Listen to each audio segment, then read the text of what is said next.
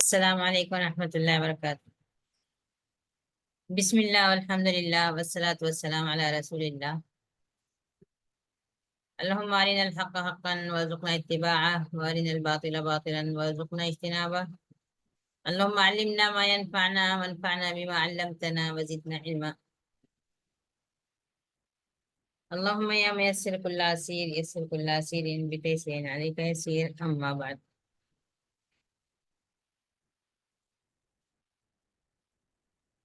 تفسیر قرآن کی اس مجلس میں آپ لوگوں کو خوش آمدید کہتے ہیں اور اللہ تعالیٰ کا شکر ادا کرتے ہیں جس نے اس کی توفیق عطا کی کہ ہم اس کی کتاب کے لیے اکٹھا ہوں، جمعے کے دن کا آغاز قرآن پاک کی تفسیر سے کریں۔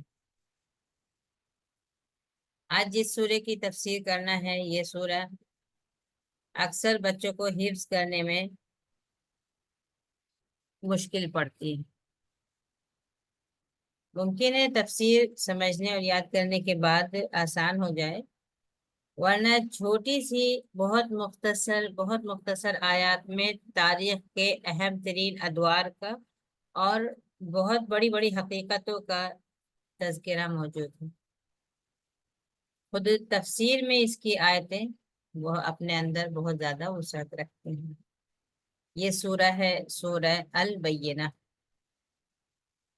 یہ سورہ جب نازل ہوئی تو نبی کریم صلی اللہ علیہ وسلم نے حضرت ابی ابن کعب رضی اللہ عنہ کو بلایا اور ان سے کہا کہ نبی اللہ تعالیٰ کا حکم ہے کہ یہ سورہ میں آپ کو سنا دوں۔ انہوں نے حیرت سے پوچھا کہ مجھے نام لے کے کہا ہے کہ مجھے سنا دو؟ کہا ہاں، آپ صلی اللہ علیہ وسلم نے خود حضرت ابی ابن کعب کو یہ سورہ سنائی۔ اتنا بڑا شرف تھا حضرت ابی ابن کعب کے لیے، وہ اس بات کو سن کر رونے لگے۔ خوشی کے آنسو، یہ اس احساس کے آنسو کی اتنی بڑی نعمت، اس کا شکر ادا کیسے ہوگا۔ یہ سورہ جو نبوت سے پہلے کی تاریخ پر ایک آیت کے اندر اس پوری تاریخ پر روشنی ڈال دیتی ہے۔ یقیناً چھٹی ساتویں صدی عیسوی جو تھی وہ بہت ہی گرا ہوا اور بہت ہی جہالت کا زمانہ تھا۔ یہودی مذہب، عیسائی اور مشرکین، لیکن ملا کر یہ ساری چیزیں یہ سمجھ لیجیے کہ انسانیت گہری کھائیوں میں پڑی ہوئی تھی۔ انسان نہ اپنے رب کو جانتا تھا، نہ اپنے آپ کو، نہ اپنا انجام، نہ صحیح اور غلط کی تمیز باقی رہی تھی۔ انبیاء کی دعوت پر پردہ ڈال دیا تھا اور ان کی ہدایات کی روشنیوں کو مٹا دیا گیا تھا، بجھا دیا گیا تھا۔ کہیں اگر یہ روشنی ٹمٹماتی تھی تو ممکن ہے بعض دلوں میں، بس نہ گھروں میں، نہ شہروں میں، نہ آبادیوں میں، یہ کچھ دلوں میں یہ چیز باقی تھی، کیونکہ جو دیندار لوگ تھے، دین پسند لوگ تھے، انہوں نے اپنے آپ کو عبادت خانوں میں بند کر لیا تھا فتنوں سے بچنے کے لیے، اور یا فتنوں سے بچنے کے لیے یہ کہ اپنے آپ کو اس مشقت میں نہیں ڈالنا چاہ رہے تھے، یہ کہ وہ اپنے آپ کو روحانیت و مادیت کے درمیان میں توازن قائم رکھنے پر قادر نہیں تھے، دین اور سیاست کے پلے کو برابر نہیں کر پا رہے تھے۔ اور جب دیندار لوگوں نے اپنے آپ کو عبادت خانوں میں بند کر لیا تو پھر بادشاہت اور مادہ پرستی نے جو کھیل کھیلے اور جو تماشے دکھائے اس کی مثال نہیں ملتی۔ خود یہودی اور عیسائی آپس میں اس قدر ان دونوں کی آپس میں دشمنیاں اور خون خرابے ہوئے کہ انہوں نے بغیر کسی انسانیت اور بغیر کسی ہمدردی کے، جہاں عیسائیوں کو پر زور ہوا انہوں نے یہودیوں کو مٹانے کی کوشش کی۔ لا تعداد، جن کو سینکڑوں اور ہزاروں میں نہیں کہا جا سکتا، لا تعداد یہودیوں کو کہیں پھانسی دے دی، کہیں جلا دیا، کہیں قتل کر دیا، خون کی ندیاں بہا دی۔ اور جہاں یہودیوں کو اختیار ملا انہوں نے عیسائیوں کے ساتھ وہی کھیل کھیلا، اور بغیر یہ جانتے ہوئے کہ یہ انسانی روحیں ہیں، ان کو کسی کوڑے کی طرح زمین سے صاف کرنے کی کوشش کی۔ ان لوگوں کا جو اختلاف تھا خود قرآن پاک میں بہت جگہ مذکور ہے کہ وقالت الیہود عزیر ابن اللہ وقالت النصارى المسیح ابن اللہ، یہ ان دونوں کے اپنے اپنے عقیدے الگ کر لیے تھے۔ عزیر کو اللہ کا بیٹا اور عیسائیوں نے مسیح علیہ السلام کو اللہ کا بیٹا بتا دیا۔ اس کے بعد وقالت الیہود لیست النصارى علی شیء وقالت النصارى لیست الیہود علی شیء، ایک دوسرے کو اس کے مقام سے ختم کر دیا۔ اس کے بعد پھر اللہ تعالیٰ کو بھی نہیں پہچانا اور نہ اللہ تعالیٰ کی ہدایتوں پر عمل کیا۔ وقالت اليهود يد الله مغلولة غلت أيديهم ولعنوا بما قالوا بل يداه مبسوطتان ينفق كيف يشاء، یہ یہودیوں کے بارے میں فرمایا اللہ تعالیٰ نے کہ انہوں نے یہاں تک کہہ دیا تھا اللہ تعالیٰ کو۔ اور عیسائیوں کے بارے میں اللہ تعالیٰ فرماتے ہیں کہ لقد كفر الذين قالوا ان الله هو المسيح ابن مريم لقد كفر الذين قالوا ان الله ثالث ثلاثة، یہ ان لوگوں کے دینی سوچ اور یہ ان کا عقیدہ تھا۔ اور مشرکین جو تھے وہ تو تھے ہی مشرکین، ان کے ہاں عرب میں جو برائیاں تھیں وہ سیرت کی کتابوں میں ہم لوگ پڑھتے رہتے ہیں، وہ کس قدر اندھیرے میں تھے۔ نبی کریم صلی اللہ علیہ وسلم کی بعثت تک یہ سلسلہ چلتا رہا۔ جب یہ سورہ نازل ہوئی، یہ سورہ روم الف لام میم غلبت الروم فی ادنی الارض، اسی طرح کی جنگیں ابھی تک چل رہی تھیں۔ جب اللہ تعالیٰ کو اس دنیا پر، دنیا والوں پر، انسانوں پر اللہ تعالیٰ کو رحم آیا اور اللہ تعالیٰ نے انہی میں سے ایک انسان کو نبی بنا کر بھیجا، اور اس نبی کے ہاتھ سے بینات، کھلی کتابیں، کھلی ہدایات ان کے ہاتھوں بھیج دی۔ ایسا ایسا اس سورے میں جو حقیقتیں بیان کی گئی ہیں اس تاریخ کی، ان کو 4 جملوں میں اکٹھا کیا جا سکتا ہے۔ یہ 4 اہم ترین حقیقتیں۔ پہلی چیز یہ تھی کہ ان لوگوں کے لیے رسول آنا ضروری تھا، مشرکین اور اہل کتاب کے لیے، کہ وہ اپنی اس گمراہی سے پلٹ جائیں اور ہدایت پر آ جائیں۔ دوسری حقیقت یہ کہ جو ان کے اندر جو برائیاں تھیں وہ کسی جہالت یا اس لیے نہیں تھی کہ ان کی ہدایت واضح نہیں تھی، انہوں نے تو ہدایت آنے کے بعد، بینات آنے کے بعد پھر اختلاف کیا ہے، تو یہ ان کی اپنی فطرت ہے، یہ شرارت ہے ان کی۔ تیسری حقیقت یہ کہ دین اصلاً ایک ہی ہے، اس کی بنیاد ایک ہی، اصل ایک ہی ہے، تمام مذاہب میں وہی تھا اور قیامت تک وہی دین باقی رہے گا کہ اللہ کے لیے اخلاص، نماز قائم کرنا، زکوٰۃ دینا۔ اور چوتھی حقیقت اس سورہ میں یہ بتائی گئی ہے کہ جب دین آ گیا تو پھر کوئی اس پر عمل کرے گا، کوئی نہیں کرے گا۔ جس نے اس کفر کیا، اس سے بینات کو نہیں مانا، اس کا انکار کر دیا، تو وہ بدترین خلق اللہ ہوں گے، ان کا بدترین انجام ہوگا۔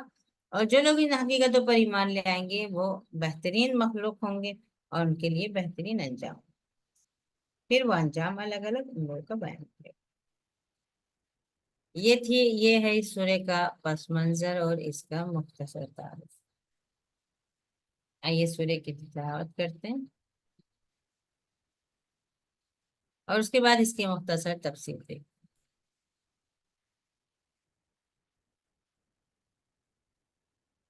اعوذ باللہ من الشیطان الرجیم، بسم اللہ الرحمن الرحیم۔ لم يكن الذين كفروا من أهل الكتاب والمشركين منفكين حتى تأتيهم البينة، رسول من الله يتلو صحفا مطهرة فيها كتب قيمة، وما تفرق الذين أوتوا الكتاب إلا من بعد ما جاءتهم البينة وما أمروا إلا ليعبدوا الله مخلصين له الدين حنفاء ويقيموا الصلاة ويؤتوا الزكاة وذلك دين القيمة إن الذين كفروا من أهل الكتاب والمشركين في نار جهنم خالدين فيها أولئك هم شر البرية إن الذين آمنوا وعملوا الصالحات أولئك هم خير البرية جزاؤهم عند ربهم جنات عدن تجري من تحتها الأنهار جنات عدن تجري من تحتها الأنهار خالدين فيها أبدا رضي الله عنهم ورضوا عنه ذلك لمن خشي ربه.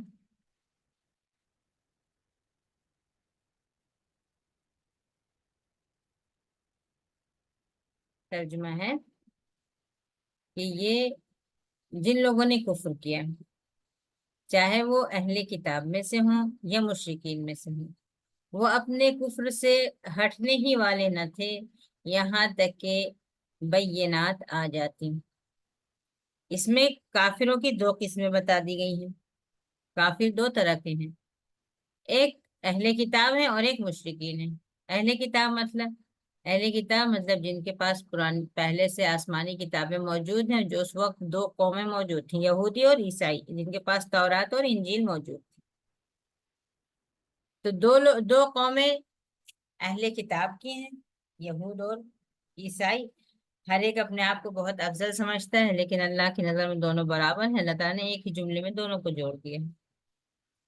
دوسری قسم کافروں کی مشرک تھے، جن کے پاس کوئی کتاب نہیں تھی، جو دین ابراہیمی کا دعویٰ کرتے تھے اور پھر اس کے بعد سینکڑوں بتوں کے سامنے سر جھکاتے تھے. کافروں کی دو قسمیں ہو گئی، ایک تو اہل کتاب اور ایک جو اہل کتاب نہیں تھی. دونوں ہی کی صورتحال ایک سی تھی، وہ اپنے شرک سے ہٹنے ہی والے نہ تھے جب تک کہ ان کے پاس بینات نہ آ جاتی. اور بینات کا کیا مطلب ہے؟ رسول، قرآن، ہدایت. آگے اس کی وضاحت اگلی آیت میں آ گئی کہ بینہ جب تک نہ آ جائے، کھلی وضاحت نہ آ جائے اللہ تعالیٰ کی طرف سے. وہ کھلی وضاحت کس طرح سے ہوگی؟ رسول ہوں، اللہ تعالیٰ کی طرف سے رسول آئے جو پاک کتابوں کو پڑھ کر سنیں. رسول من اللہ یتلو صحفا مطہرہ، اللہ کی طرف سے آنے والے رسول جو ان کو پاک صحیفوں میں سے قرآن پڑھ کر سنیں. مطہرہ، پاک. کس چیز سے پاک؟ اس میں کوئی جھوٹ نہیں ہوگا، کوئی غلط بات نہیں ہوگی، جو کچھ ہوگا وہ حق ہوگا اور اس پر ایمان لانا واجب ہوگا. یہ ہر برائی سے اور ہر بری بات سے، جھوٹ سے اور باطل سے یہ کتاب پاک ہوگی. بہت عظیم، مطہرہ، معظمہ، بہت عظیم کتابیں ہوں گی، جس کے بارے میں اللہ تعالیٰ نے فرمایا لا یمسہ الا المطہرون. یہ صحف مطہرہ ہے. رسول تو کتاب میں سے دیکھ کے نہیں پڑھتے تھے نا، قرآن پاک میں سے دیکھ کے تو نہیں پڑھتے تھے. یہاں لکھا ہے رسول من اللہ یتلو صحفا مطہرہ، جو انہیں قرآن پاک پڑھ کر سنا. وہ قرآن پاک کتابوں میں محفوظ ہے، کتابی شکل میں محفوظ ہے. اگرچہ رسول اللہ صلی اللہ علیہ وسلم کتابی شکل میں سے نہیں پڑھاتے تھے، پڑھ کر سناتے تھے. وہ تو آپ صلی اللہ علیہ وسلم کے دل پر اس کا نزول ہوتا تھا اور آپ صلی اللہ علیہ وسلم اپنے صحابہ کو پڑھ کر سناتے تھے اور صحابہ پھر اس کو کتابوں میں محفوظ، کتابی شکل میں محفوظ کر لیتے تھے. تو ان کو یہ انتظار تھا کہ بینہ آ جائے، یعنی رسول آئے اللہ تعالیٰ کی طرف سے، وہ ان کو پاک صحیفوں میں سے پڑھ کر سنائیں، اور اس میں ان پاک صحیفوں میں کیا ہو؟ کتب قیمہ ہو۔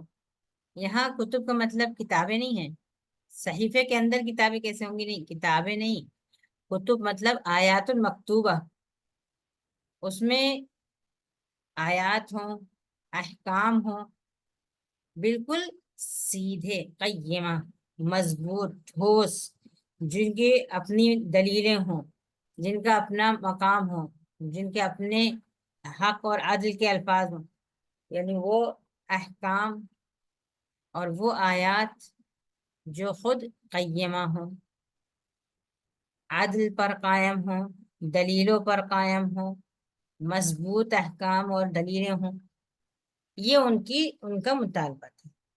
یعنی ان کی حالت ایسی تھی کہ کافروں کی، چاہے وہ اہل کتاب میں سے یا مشرکین میں سے ہوں، ان کی حالت اس وقت یہ تھی کہ وہ ہرگز بھی اپنے کفر سے ہٹنے والے نہ تھے جب تک کہ بینہ نہ آ جائے۔ اور بینہ مطلب رسول، اللہ تعالیٰ کی طرف سے رسول آ جائیں جو ان کو کتابیں پڑھ کر سنائیں، اور وہ کتابیں جن میں احکام و آیات ہوں، وہ احکام و آیات جو عدل اور حق پر قائم ہوں اور مضبوط دلیلوں پر قائم ہوں۔ یہ اتنا ایک حصہ ہو گیا، یہ ان کا، یہ اس چیز کی ان کو ضرورت تھی اور یہ چیز آنا تھی۔ پھر کیا ہوا آگے؟ کہ نہیں آگے وہ چیز آ گئی، اللہ تعالیٰ نے انسانیت پر رحم فرمایا اور اللہ تعالیٰ نے رسول بھیج دیے، رسول کے ساتھ کتاب بھیج دی، اور اس کتاب میں پوری ہدایت سمیٹ دی، اور پھر رسول نے وہ چیزیں ان کو پڑھ کر سنا دی۔ وہ کتاب جو خود اپنی وجود میں معجزہ ہے، قیامت تک کے لیے معجزہ ہے، اس میں جو دلیلیں ہیں اور جو باتیں ہیں اور جو احکام ہیں وہ سب قیمہ ہیں۔ پھر کیا ہوا؟ پھر کیا وہ لوگ، ان کو یہ اسی چیز کا انتظار تھا، پھر وہ لوگ ایمان لے آئے، پھر وہ سب مطیع و فرمانبردار بن گئے؟ نہیں، آگے والی آیت دیکھیے، اہل کتاب کے درمیان اختلاف جب پیدا ہوا جب ان کے پاس بینہ آ چکی۔ اب یہ کیوں اختلاف پیدا ہو گیا؟ ان کو تو اس کا انتظار تھا، اور وہ ہدایت پر آنے، اپنے شرک، اپنا کفر چھوڑنے ہی والے نہ تھے جب تک کہ بینہ نہیں آ جائے۔ اب بینہ آ گئی تو پھر کیسے اختلافات ہوئے؟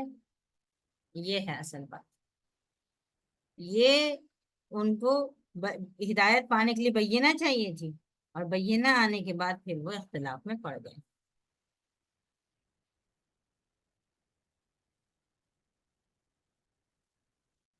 مثال کے اس حقیقت کو آپ ایک مثال سے ایسے سمجھ سکتی ہیں، جیسے آپ کسی کو نصیحت کریں کسی برائی کو چھوڑنے کے لیے، اور وہ آپ سے کوئی شرط لگائے۔ مثال کے طور پہ اگر آپ اس سے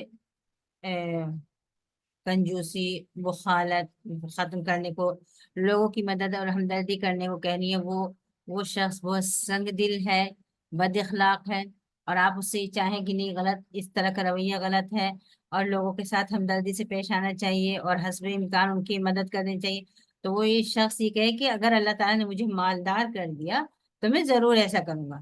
میں جب تک کہ اس حرکت برائی کو یا اس اپنی عادت کو نہیں بدل سکتا جب تک کہ مجھے بہت دولت نہ دے دے اللہ تعالیٰ۔ اگر مجھے بہت دولت ملی تو میں ایسا کروں گا۔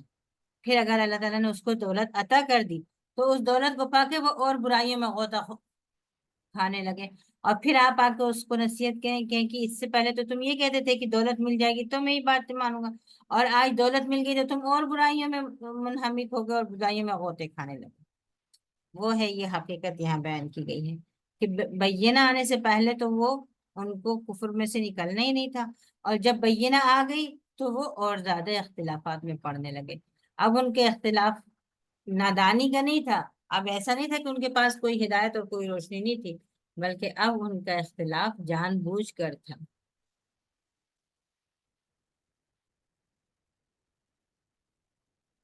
کس وجہ سے تھا یہ اختلاف؟ اس لیے کہ یہ نبی اہل کتاب میں سے کیوں نہیں آیا؟ یہودیوں کو پریشانی تھی، یہ یہودیوں میں سے کیوں نہیں آیا؟ عیسائیوں کو پریشانی تھی، وہ عیسائیوں میں سے کیوں نہیں آیا؟ اور دونوں مل کر عرب میں سے اس کو قبول کرنے کے لیے تیار نہ تھے، اور اگر ان کے درمیان سے آتا تو کیا بات مان لیتے؟ نہیں، اس لیے کہ پھر بھی ان کا منصب، ان کی دولت، ان کی دادا گیری متاثر ہوتی اگر وہ اس کتاب پر ایمان لے آتے تو وہ پھر بھی ماننے والے نہیں تھے۔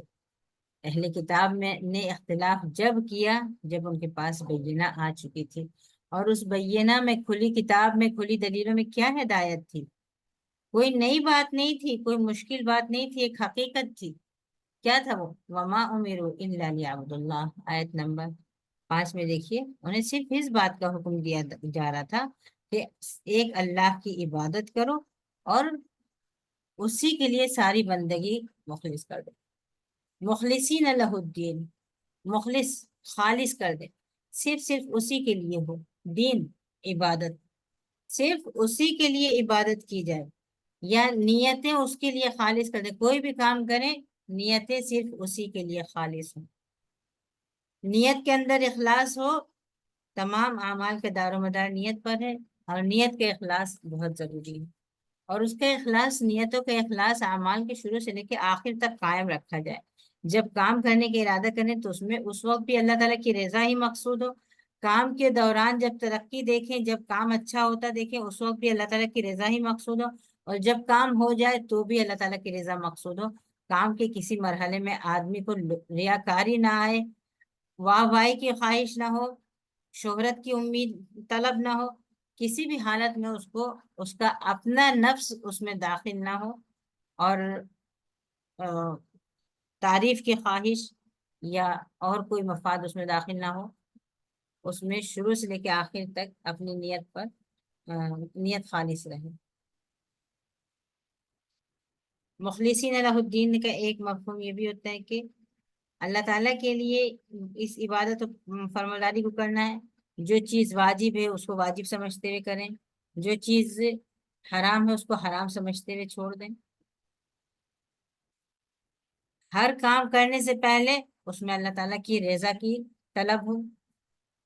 بعض اہل علم نے یہاں تک لکھا ہے اس میں مخلصین لہ الدین میں کہ بندگی برائے بندگی ہو، صرف اس احساس کے ساتھ بندگی ہو کہ وہ میرا رب ہے، میں اس کا بندہ ہوں، اس کی رضا میرا مطلوب ہے، جو وہ حکم دے وہ مجھے کرنا ہے، یہ مقصد ہو۔ اس کا لازمہ ہے، اگر وہ اطاعت فرمانبرداری کرے گا تو اس کا نتیجہ یہ ہوگا کہ اس کو دوزخ سے نجات مل جائے گی اور جنت کے میں مقام مل جائے گا۔ لیکن پہلے سے نیت کام کرنے میں یہ نہ ہو کہ مجھے جنت چاہیے اس لیے نیکی کروں اور مجھے دوزخ سے بچنا ہے اس لیے نہیں۔ کہتے ہیں کہ عمل کرنے کی وجہ اخلاص صرف یہ ہو کہ مجھے میرے رب کی رضا چاہیے، وہ میں اس کا بندہ، وہ میرا رب، وہ اس کا حکم اور میری فرمانبرداری، بس یہ میرا مقصد ہونا چاہیے۔ میں اپنا کام اس انداز سے کر دوں کہ میرا رب مجھ سے خوش ہو جائے، اور خوش ہو کر وہ مجھے سزا سے بچا لے اور مجھے انعام دے دے۔ لیکن مقصد میرا انعام حاصل کرنا نہیں ہے، مقصد میرا میرے رب کی خوشنودی ہے۔ یہ ہو گیا مخلصین لہ الدین، اللہ تعالیٰ کے لیے اخلاص کے ساتھ عبادت کرنا ہے، گویا اپنے دل کی کڑی نگرانی کرتے رہنا ہے، کیونکہ شیطان یہیں سے آتا ہے، اور آسان طریقہ اس کا عبادتوں کو ضائع کرنے کا یہی ہوتا ہے کہ وہ نیتوں میں گڑبڑ ڈال دے۔ ایک حدیث میں ہے کہ ان اللہ تعالی لا ينظر الى اجسامکم ولا صورکم ولکن ينظر الى قلوبکم۔ جب تم کوئی کام کرتے ہو تو اللہ تعالی تمہارے جسم، تمہاری شکل نہیں دیکھتا، تمہارے دل دیکھتا ہے۔ تمہارے دلوں میں کیا ہے، اس کے لیے کس درجے کی بندگی اور رضا ہے اس سے، اس کے ہر حکم پر تم کس طرح مطیع و فرمانبردار ہو، راضی ہو، یہ تم اللہ تعالیٰ دیکھتا ہے۔ اللہ تعالیٰ تمہارے شکلوں اور تمہاری صورتوں اور تمہارے جسموں کو نہیں دیکھتا ہے۔ اوپر یہاں عقیدے کی بات ہوئی تھی، یعبد اللہ مخلصین لہ الدین، حنفاء، بالکل یکسو ہو کر اللہ تعالیٰ کی عبادت کریں۔ اس کے بعد پھر اعمال کا ذکر ہو رہا ہے، یقیم الصلاۃ ویؤتوا الزکاۃ۔ اپنے دل کو جانچیں، اپنے دل کو ایک دم صاف رکھیں، صرف اللہ کے لیے عبادت کریں، اور پھر صرف ایمان خالص ہونے کے کافی نہیں ہے کہ ہم زبان سے کہتے جانے کہ ہم مومن ہیں، ہم مومن ہیں، اور ہم دل سے اعتراف کر رہے ہیں کہ نہیں، ہم صرف اللہ کے بندے ہیں اور ہم اللہ کی بندگی کرنے والے ہیں، ہم اللہ کے ہر فیصلے پر خوش ہیں، اس کے ہر فیصلے سے راضی ہیں۔ اس کے ساتھ عمل ہونا چاہیے، نماز قائم کریں، زکوٰۃ دیں. کچھ جسمانی عبادتیں ہیں، کچھ مالی عبادتیں ہیں. ان کے اس کا بھی تقاضا پورا کرنا ہے. جو جسمانی عبادتیں ہیں ان کو اس طرح کیا جائے، جو مالی عبادتیں مطلوب ہیں ان کو اس طرح کیا جائے. ایمان صرف دل سے نہیں ہوتا ہے، ایمان صرف زبان سے نہیں ہوتا ہے، ایمان صرف کچھ حرکتیں نہیں ہوتی. ایمان ایک مجموعہ ہے، دل کے یقین کا، زبان کے اقرار کا، اور اس کے بعد پھر اعمال کا. ایمان قول بھی ہے اور عمل بھی ہے.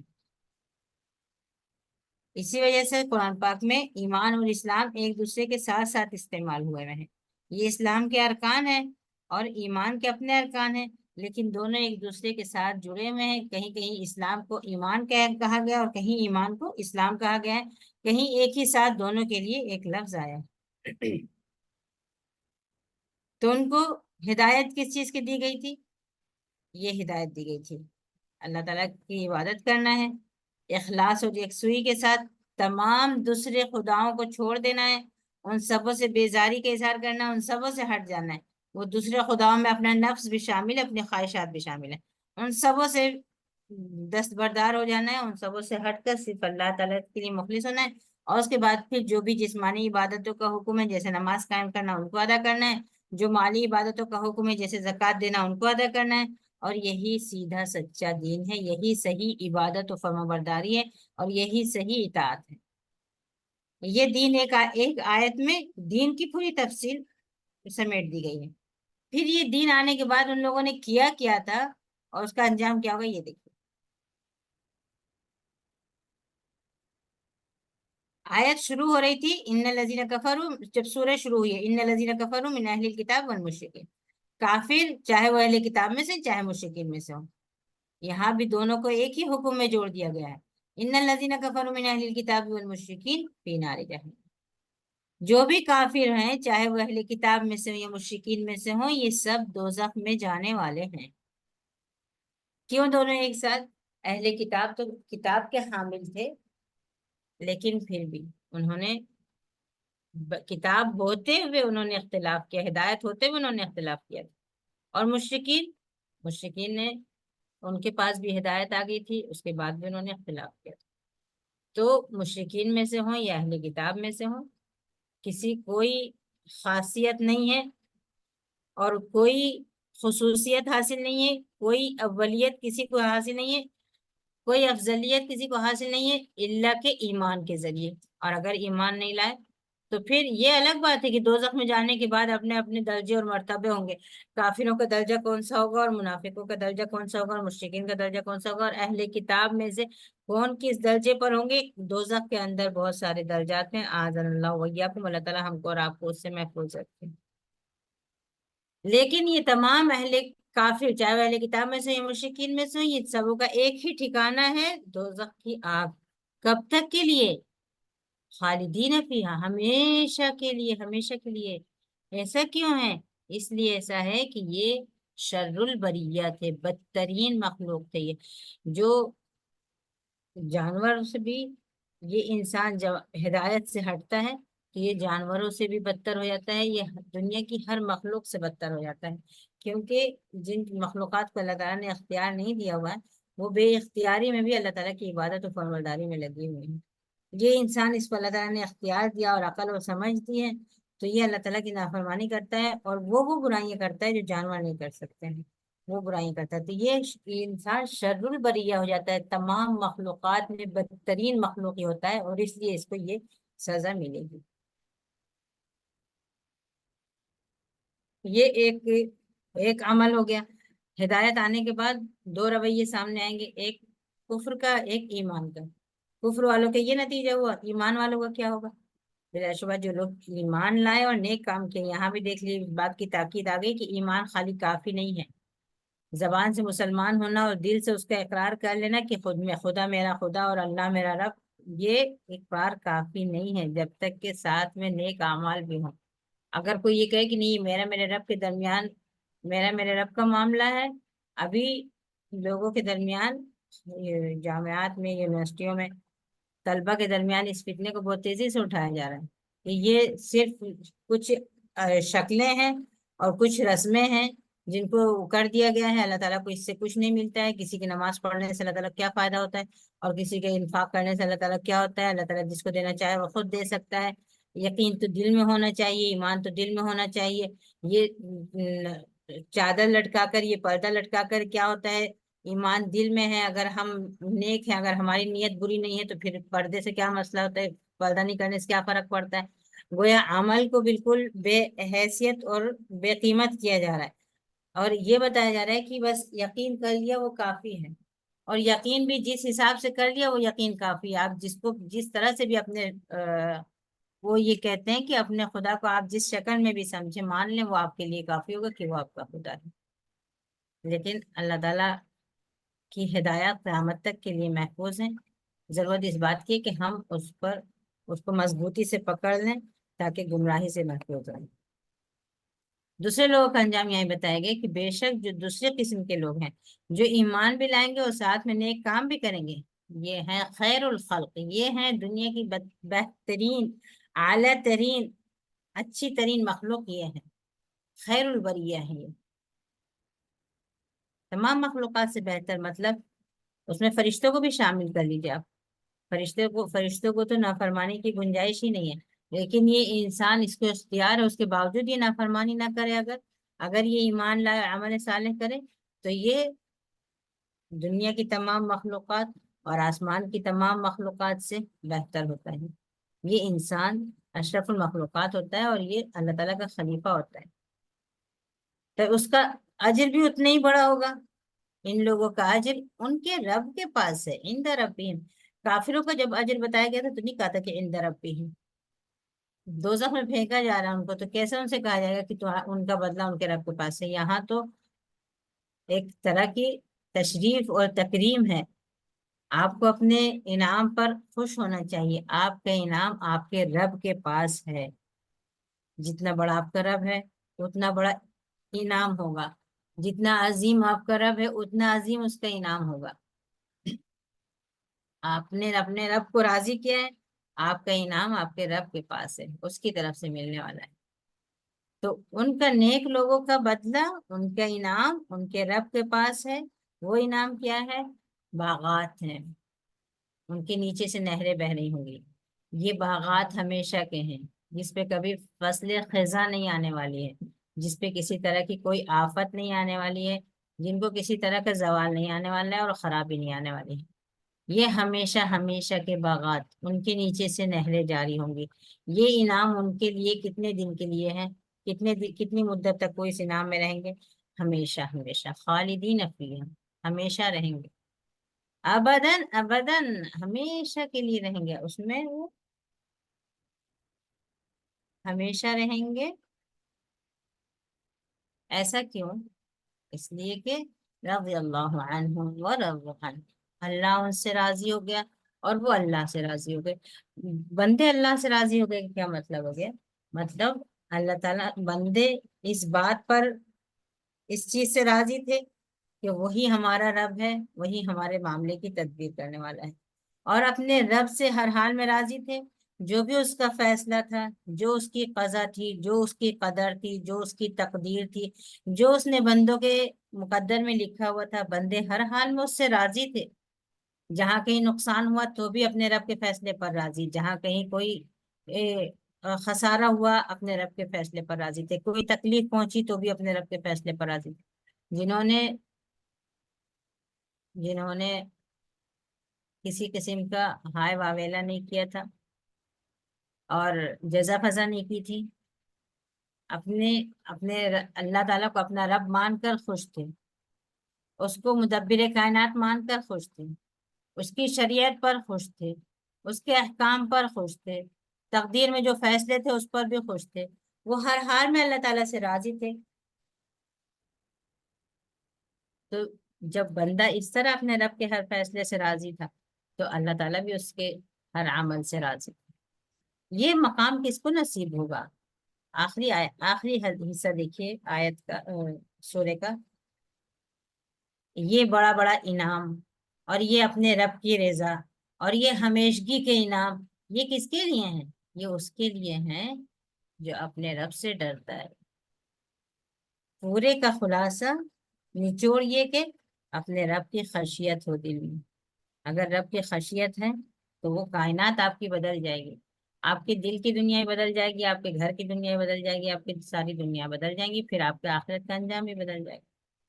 اصل چیز کیا ہے؟ اپنے رب کا خوف ہو دل میں، خشیت ہو دل میں، اس کی ناراضگی سے بچتے ہوں. اور اس کی ناراضگی سے کیسے بچیں گے؟ جب ہم کو پتا ہوگا کس چیز سے ناراض ہوتا ہے. تو وہ کیسے پتہ چلے گا؟ جب ہم علم حاصل کریں گے. اور جب ہم علم حاصل کریں گے تب تو ہم بہت کچھ حاصل کر لیں گے. جس کو علم آتا ہوا اس کو خیر کثیر آتا ہو گئی. یہ ہے یہ سورہ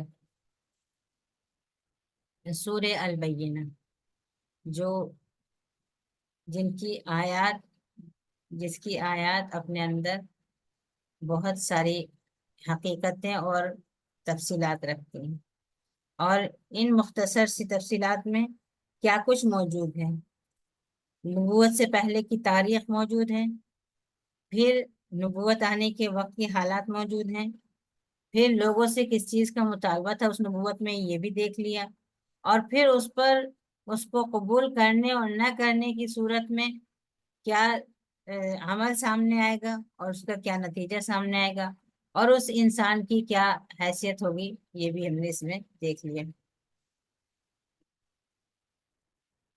امید کہ اس طرح سمجھنے اور پڑھنے کے بعد یہ سورہ ہمارے لیے پڑھنے میں یا یاد کرنے میں مشکل نہیں ہوگی. اس سورہ کو ہم 3 حصوں میں تقسیم کر سکتے ہیں. آیت نمبر 1 سے لے کے آیت نمبر 4 تک ایک حصہ. اس میں لم یکن الذین کفروا من اہل الکتاب والمشرکین یہاں سے شروع ہوا ہے، اور پھر 2 دفعہ بینہ آ چکے ہیں. بینہ آنے کے لیے وہ لوگ اختلاف سے بچ رہے تھے، اور بینہ آنے کے بعد ہی وہ اختلاف میں پڑ گئے تھے. یہ ان کی ہٹ دھرمی تھی. اس کے بعد اگلا حصہ کہ ان کو کن کن چیزوں کا حکم دیا گیا تھا اور یہی اصل دین تھا. آیت نمبر 5. پھر اگلا حصہ جو بچی ہوئی 3 آیتیں ہیں، کافروں کا انجام اور مومنوں کا انجام. یہاں پہ بھی کفروا من اہل الکتاب والمشرکین، یہاں پہ بھی ان سبوں کو ایک ساتھ چھوڑ دیا گیا. اللہ تعالیٰ ہم کو اور آپ کو علم نافع عطا کریں، قرآن کا علم عطا کریں، اس علم کی گہرائی عطا کریں، اس پر عمل کرنے کی توفیق عطا کریں. آج ہم جس دور کو ہم اس سورہ بینہ کی تفسیر میں مفسرین نے قرآن پاک نازل ہونے سے پہلے کے جو حالات لکھے تھے، آج تقریباً ہم ان حالات میں کی طرف بڑھ رہے ہیں. اسی طرح سے دین عبادت گاہوں کے اندر میں سمٹتا چلا جا رہا ہے. خود دیندار طبقہ، مسلمانوں کا طبقہ، اسلام کا دعویٰ کرنے والے لوگ، وہ اسلام کی تعلیمات سے باہر نکل چکے ہیں اور برائیاں اپنے عروج پر ہیں. برائی پھیلانے والے ایک دوسرے سے سبقت لے جانے کی کوشش میں ہیں. آج پھر وہی صورتحال بنتی چلی جا رہی ہے. نبی کریم صلی اللہ علیہ وسلم کی حدیث بدأ الاسلام غریبا وسیعود غریبا، لیکن اس کے آگے فطوبى للغرباء. تو یہ نہ ہو کہ اسلام غریب اور اجنبی ہوتا جا رہا ہے تو ہم اس کو اجنبی ہونے دیں. نہیں، فطوبى للغرباء کہا گیا ہے. ہم سب اس میں شامل ہونے کی کوشش کریں کہ وہ چند لوگ جو اس ایمان پر باقی رہنے والے ہیں اور اس کے لیے دعوت دینے والے ہیں، اس کو پھیلانے کی کوشش کرتے رہیں گے، قیامت تک کوشش کرتے رہیں گے، وہ ہم ہوں. اگر ہم نے اس ذمہ داری کو نہیں اٹھایا تو اللہ تعالیٰ اپنے دین کو قائم کرنے کے لیے کسی کو لے آئے گا. دین قائم ہو کر رہے گا قیامت تک کہ اس دین کو کوئی طاقت مٹا نہیں سکتی. یہ الگ بات ہے کہ وہ ذمہ داری کون اٹھائے، ہم، آپ یا کوئی اور. اللہ تعالیٰ ہم سے اپنے دین کی خدمت لے لے، ہمیں اس دین کو قائم کرنے والوں میں شامل کر دے. اللہ تعالیٰ ہمیں ہماری جگہ دوسروں کو اٹھا کر ان سے اس کام کو نہ کرائے اور ہمیں ذلیل و خوار نہ کر دے. اقول قولی ھذا واستغفر اللہ لی ولکم ولجمیع المسلمین واستغفروہ انہ هو الغفور الرحیم. اللهم اغفر لنا ولوالدينا ولمعلمينا ولمن لهم حق علينا وللسامعين. اللهم صل وسلم على نبينا محمد وعلى آله وصحبه أجمعين. سبحان ربك رب العزة عما يصفون وسلام على المرسلين والحمد لله رب العالمين. سبحانک اللہم و بحمدک اشہد ان لا الہ الا انت استغفرک و اتوب الیک.